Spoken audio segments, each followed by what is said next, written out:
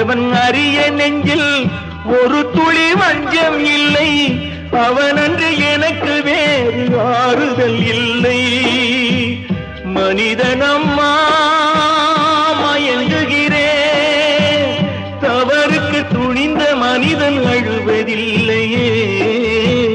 தவறியும் வானம் மண்ணில் விழுவதில்லையே. நல்லவர்க்கெல்லாம் சாட்சிகள் ரெண்டு, ஒன்று மனசாட்சி, ஒன்று தெய்வத்தின் சாட்சியம்மா.